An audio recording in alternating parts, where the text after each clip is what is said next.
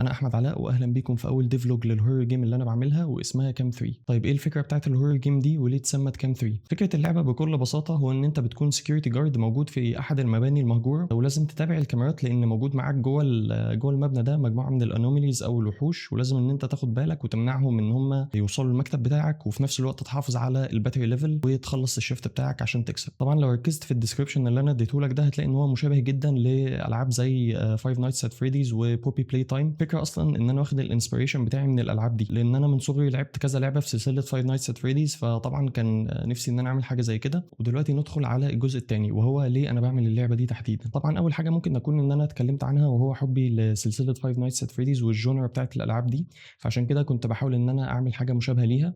تاني حاجه وهو ان البروجكت ده عايز ان انا اطلعه بشكل بروفيشنال لاعلى مدى، واحاول ان انا اتحدى نفسي فيه كبروجرامنج، ان انا اخلي كل حاجه كلين وديكابلد. فده كان هدف تاني خلاني ان انا عايز اعمل البروجكت ده. للناس اللي متابعاني على لينكد ان هيلاقوا ان انا نزلت 2 بوستس قبل كده، واحد للكاميرا سيستم وواحد تاني للمونستر بيهيفير، ولكن هنا لاحظت ان انا وقعت في نفس الغلطه اللي كنت عملتها قبل كده، وهو ان انا رميت الاسيتس على طول وبدات ان انا احط واعمل الماب وكل الكلام ده، وانا اصلا كان المفروض ان انا ابدا ببريميتيفز واركز على البيهيفير نفسها والميكانكس نفسها ان انا اظبطها قبل ما ابدا ان انا احط الاسيتس. فده اللي خلاني ان انا اخد خطوه لورا وارجع اشتغل على سين جديد تماما، وابدا ان انا اركز على السيستمز اكتر. يعني من احدى المشاكل اللي كانت موجوده في الكاميرا سيستم ان انت كنت بتقلب بشكل سيكوينشال، بمعنى ان انت ممكن تطلع قدام او ترجع لورا، يعني بتمشي 1 2 3 او 3 2 1 بعدد الكاميرات. حاجه تانية كنت ظبطتها ان في الكاميرا سكريبت الجديد تقدر ان انت تروح من كاميرا 1 لكاميرا 3. الموضوع لما انت بتشتغل وبتظبط الاكواد بتاعتك ان انت تقدر تبني عليها بشكل احسن، ده بيسهل عليك ان انت لما تيجي تضيف ميكانيك جديده او فيتشر جديده، فحاجه ممكن تتعلمها ان هو لو في فكره عجباك وحابب ان انت تطبقها ما تعملش نفس الغلطه اللي انا عملتها وتدخل وتحط الاسيتس على طول وتبدا ان انت تشتغل على السين. لا، ظبط الميكانيكس الاول وبعد كده ادخل على جزئيه الارت. طيب بالنسبه للحاجات اللي خلصت دلوقتي ايه هي؟ طبعا بعد ما رجعت عملت الكاميرا سكريبت تاني، فهو دلوقتي جاهز، وعندنا طبعا الفيزيبيليتي ديتكشن اللي بيديتكت المونستر باكتر من طريقه، وبيشوف اصلا هل هو موجود في